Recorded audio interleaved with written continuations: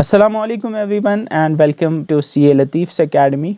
आज हम थोड़े से डिफरेंट टॉपिक के ऊपर बात करेंगे। आज हम कोई चीज़ पढ़ेंगे नहीं, रादर कुछ दिनों से जो जेकेएसएसबी ने जब से सब ऑडिटर और सुपरवाइज़र के लिए एग्ज़ाम्स कंडक्ट किए तब से बहुत सारे बच्चे क्वेश्चंस पूछ रहे हैं, क्योंकि जेकेएसएसबी ने जो एग्ज़ाम कंडक्ट किया था उसमें जो कंप्यूटर अवेयरनेस सेक्शन था उसमें बहुत सारे क्वेश्चंस ऐसे थे जो कि डिफ़िकल्ट थे आई वुड से। तो एस्पायरेंट्स थोड़े बहुत एप्रीहेंसिव हो गए थे जो जेकेएसएसबी के फाइनेंस अकाउंट असिस्टेंट के लिए प्रिपेयर कर रहे हैं, क्योंकि बहुत सारे बच्चों को ऐसे लगने लगा कि अगर ऐसा ही पेपर, अगर कंप्यूटर अवेयरनेस का सेक्शन ऐसा ही पूछा गया फाइनेंस अकाउंट सिस्टम में तो शायद उनके लिए मुश्किल हो सकती है। यहाँ पे हम कुछ क्वेश्चंस को आंसर करेंगे, लाइक कि क्या जेकेएसएसबी फाइनेंस अकाउंट सिस्टम में भी ऐसा पेपर आ सकता है, एंड मोस्ट इम्पॉर्टेंटली कि क्या पेपर सच में टफ था या फिर नहीं। तो आज हम कुछ क्वेश्चंस के आंसर जानने की कोशिश करेंगे। स्टार्ट करते हैं। अगर हम सबसे पहले उस पेपर की तरफ नज़र डालें तो येस देयर वेर क्वेश्चंस जो कि टफ थे, जो कि शायद जेकेएसएसबी के एग्ज़ाम्स में पूछे नहीं जाने चाहिए थे। लाइक इफ़ यू सी, यहाँ पे जो रेड से आपको क्वेश्चंस दिखेंगे वो क्वेश्चंस जो थे वो थोड़े बहुत टफ थे। आई वुड से कि जो जिस टाइप के क्वेश्चंस जेकेएसएसबी पूछा करता था उस लेवल के नहीं थे, उससे वन लेवल ऊपर थे। तो इन्हीं क्वेश्चंस की अगर हम बात करते हैं, क्या ये क्वेश्चंस जो थे क्या ये थ्रू आउट सारे टॉपिक्स में से पूछे गए थे या कोई एक स्पेसिफिक टॉपिक था जिसमें से ये क्वेश्चंस जो थे, जो टफ क्वेश्चंस थे, वो पूछे गए थे। ना यहाँ पे मैंने 40 क्वेश्चंस जो हैं वो लिए हैं, यू कैन सी। तो 40 क्वेश्चंस जो हैं ये मैंने दो पेपर्स से लिए थे, दो शिफ्ट्स में जो पेपर्स हुए थे उनसे लिए थे। तो वहाँ पे अगर आपको याद होगा वहाँ पे 20 क्वेश्चंस एक पेपर में पूछे गए थे। तो यहाँ पे दो पेपर्स से मैंने लिए हैं तो टोटल 40 हो गए। अगर आप इसमें से जो रेड से मार्क किए हैं इनको अगर आप काउंट करोगे तो यहाँ पे 40 में से अराउंड 12 क्वेश्चंस ऐसे थे जो कि जिनको मैं टफ कैटेगरी में रखूंगा। सो 40 में से 12 क्वेश्चन ऐसे थे जो कि आप मान सकते हो कि टफ क्वेश्चंस थे, या आप कह सकते हो कि जो कि जेकेएसएसबी के जो प्रीवियस ईयर के या बाकी जो एग्जाम्स हुए थे उन उस लेवल से एक लेवल ऊपर थे। अगर यही चीज़ हम जेकेएसएसबी के फाइनेंस अकाउंट सिस्टम में भी एक्सपेक्ट करें कि इसी लेवल के क्वेश्चंस वहाँ भी आएंगे, वहाँ पे आपके 10 क्वेश्चंस होते हैं। सो वी कैन से कि अगर यही पैटर्न वहाँ फॉलो हुआ तो वहाँ पे 40 में से अगर 12 टफ हुए थे तो यहाँ पे 10 में से फाइनेंस अकाउंट सिस्टम में 2 या 3 क्वेश्चन टफ हो सकते हैं, जो कि मुझे लगता है कि 2 या 3 क्वेश्चन अगर टफ पूछे भी जाएं वो मेरे हिसाब से उतने होने चाहिए, 10 में से उतने क्वेश्चन टफ होने चाहिए। बिकॉज जो रिसेंट एग्जाम में जेकेएसएसबी का ट्रेंड चला आ रहा था कि कंप्यूटर अवेयरनेस सेक्शन एक ऐसा सेक्शन था जिसमें बहुत इजी क्वेश्चंस पूछे जाते थे। जो पंचायत अकाउंट सिस्टम का पेपर हुआ था वो बहुत बहुत इजी लेवल का था। अक्सर बच्चों ने वहाँ कंप्यूटर अवेयरनेस के सेक्शन में 25 से प्लस स्कोर करके आ गए थे। तो यहाँ पे अगर थोड़ा बहुत शिफ्ट हुआ है तो आई वुड से ये अच्छी बात है, क्योंकि इससे थोड़ा बहुत जब सारे ही बच्चे एक जैसा स्कोर करते हैं तो वहाँ पे थोड़ी बहुत प्रॉब्लम हो जाती है। तो थोड़ी बहुत डिस्टिंक्शन होनी चाहिए, 2-3 क्वेश्चंस 10 में से ऐसे होने चाहिए जो कि टफ हो, जो कि बच्चों की कॉन्सेप्ट अंडरस्टैंडिंग या किस बच्चे ने कितनी डेप्थ में पढ़ा है उसको चेक करें ना। यहाँ पे अगर हम इसको थोड़ा और डिटेल में देखेंगे तो यहाँ पे एक चीज़ आप नोटिस करोगे कि यहाँ पे जो टफ क्वेश्चंस थे, जो 13 क्वेश्चंस की मैं बात कर रहा हूँ, जो टफ थे 12-13 क्वेश्चंस, उनमें से आपको 11 क्वेश्चंस ऑलमोस्ट ऐसे मिलेंगे जो कि माइक्रोसॉफ्ट ऑफिस में से पूछे गए थे। मतलब यहाँ पे ऑलमोस्ट आई वुड से 10 या 11 क्वेश्चंस टफ कैटेगरी में माइक्रोसॉफ्ट एक्सेल और माइक्रोसॉफ्ट वर्ड में से पूछे गए थे। मोस्ट ऑफ देम उनमें से माइक्रोसॉफ्ट एक्सेल में पूछे गए थे। तो यहाँ पे एक चीज़ आप देखोगे कि बाकी टॉपिक्स जो हैं, जो मतलब मेमोरी है, कंपोनेंट्स ऑफ ए कंप्यूटर है, नेटवर्किंग है, उसमें से जो क्वेश्चंस थे उसमें से बहुत सारे क्वेश्चंस ऐसे थे जो कि बिल्कुल बेसिक लेवल के थे। जिस टाइप के क्वेश्चंस आपसे पूछे जाते थे वैसे ही थे। Like here you can see, यहाँ पे एक क्वेश्चन पूछा गया था कि तो यहाँ पे उन्होंने पूछा था where are the file stored permanently, RAM, scanner, monitor and hard disk. तो ये एक ऐसा क्वेश्चन है जो आई वुड से बहुत बार पिछले एग्जाम में पूछा गया, तो ये एक रिपीटेड क्वेश्चन था। लाइकवाइज और भी रिपीटेड क्वेश्चन थे, लाइक यहाँ पे एफटीपी पूछा गया था कि फाइल्स को ट्रांसफर करने के लिए कौन सा प्रोटोकॉल यूज होता है, तो ये भी एक रिपीटेड क्वेश्चन था। और इससे भी इजी क्वेश्चन एक पूछा गया था जिसमें आपको बताना था, हाँ, ब्रेन ऑफ द कंप्यूटर किसको कहते हैं, जो बहुत आसान क्वेश्चन था, यहाँ पे आप देख सकते हो CPU है। तो जो बाकी टॉपिक्स माइक्रोसॉफ्ट एक्सेल और वर्ड को छोड़ के जो बाकी टॉपिक्स थे, उनमें मोस्ट ऑफ द क्वेश्चंस जो थे वो बेसिक क्वेश्चंस थे, जो रिपीटेड क्वेश्चंस थे, जो पिछली बार पूछे गए थे।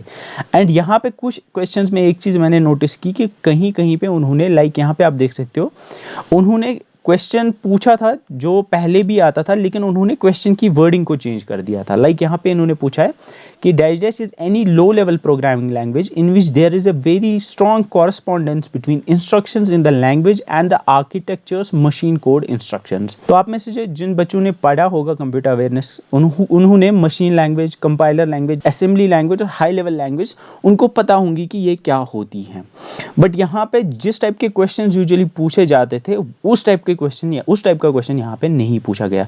यहाँ पे थोड़ा बहुत उन्होंने क्वेश्चन की वर्डिंग को चेंज कर दिया। तो जिस बच्चे ने अच्छे से मशीन लैंग्वेज, असेंबली लैंग्वेज और हाई लेवल लैंग्वेज को इन डेप्थ समझा होगा, जिसने समझा होगा कि ये असल में होता क्या है, वो आसानी से इस क्वेश्चन को कर पाएगा।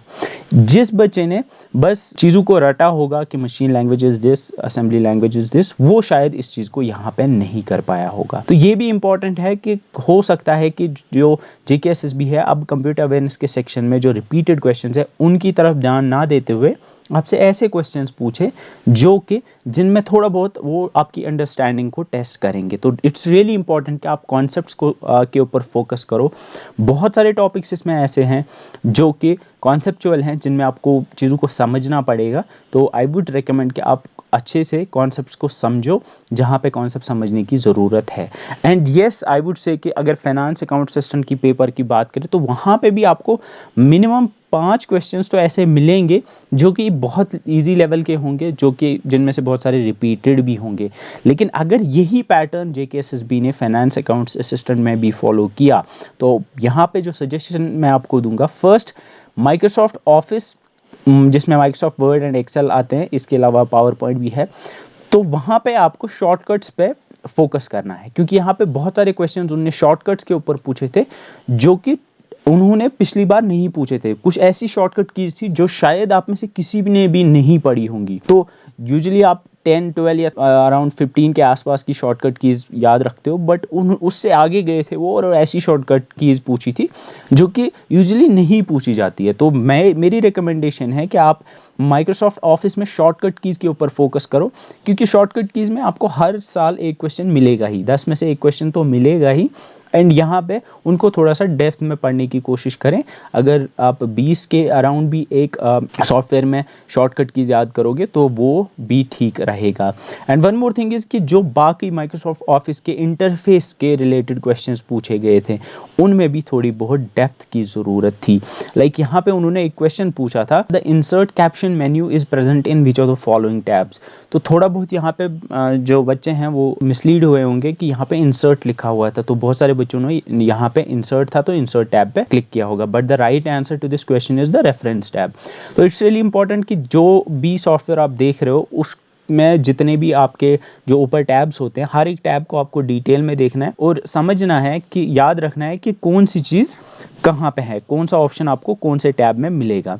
यहाँ पे ये इंपॉर्टेंट है और ये एक ऐसी चीज़ है जो शायद आपको याद रखने की ज़रूरत नहीं पड़ेगी, क्योंकि आपने अगर अच्छे से पढ़ा होगा तो ये चीज़ें जो हैं ये आसान है याद रखने में, क्योंकि ये चीज़ें जो है ये बिल्कुल प्रिमिटिव होती हैं समझने में कि ये कौन सा मेन्यू आपको कौन से टैब में मिलेगा।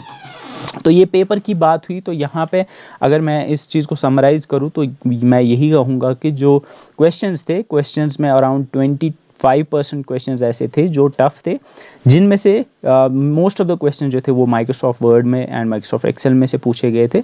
तो इट्स रियली इंपॉर्टेंट कि आप माइक्रोसॉफ्ट ऑफिस के ऊपर फोकस करो, वहाँ शॉर्टकट कीज़ को अच्छे से याद करो, एंड मोस्ट इंपॉर्टेंटली आप वहाँ पे जो माइक्रोसॉफ्ट एक्सेल या ऑफिस में के बाकी सॉफ्टवेयर्स में जो इंटरफेस आता है उसमें आप डिफरेंट टैब्स में कौन सा ऑप्शन मिलेगा वो भी अच्छे से समझने की कोशिश करो।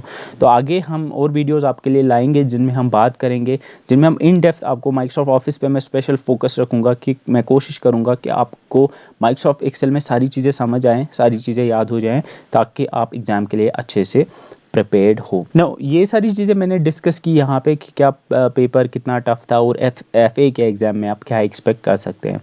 एंड बहुत सारे बच्चे ऐसे भी थे कि चूँकि आपका एग्ज़ाम जो है वो अब ऑलमोस्ट फरवरी के आसपास होने वाला है, तो अभी बहुत सारे बच्चे ऐसे जिन्होंने अपनी प्रिपरेशन कंप्लीट की हुई है, सिलेबस कंप्लीट किया हुआ है, तो थोड़े बहुत वो उस डिसीजन को लेके थोड़े बहुत डिसअपॉइंट हो गए थे कि जो एग्ज़ाम है वो थोड़ा डिले हो गया। एक्सपेक्ट कर रहे थे कि नवंबर दिसंबर में हो जाएगा। तो उन बच्चों के लिए जिन्होंने एग्ज़ाम की प्रिपरेशन कंप्लीट की हुई है, उनको मैं यही सजेस्ट करूँगा कि आप अपने जो वीक पॉइंट्स है आपके हर एक सब्जेक्ट में, आपको पता होगा कि कहाँ पे आपको चीज़ें भूल जाते हो, कहाँ पे आपको चीज़ें याद नहीं रहती हैं, कहाँ पे आपको MCQs कहाँ किस टॉपिक में से आप नहीं कर पाते हो। तो अपने वीक एरियाज़ को आइडेंटिफाई करो और जो टाइम अभी बचा है उस टाइम को आप इन्वेस्ट करो उन्हीं वीक टॉपिक्स के ऊपर। यहाँ पे स्पेशल फोकस आप अकाउंटेंसी पे फोकस करो, क्योंकि अकाउंटेंसी के 30 मार्क्स है और वो मेरे हिसाब से डिसाइसिव रहने वाला है इस एग्ज़ाम में। तो अगर आपका कोई और सब्जेक्ट है जो वीक है उस पर आप फोकस करो और कोशिश करो कि अपनी जो एक्यूरेसी है MCQ को सॉल्व करने की वो इम्प्रूव हो जाए।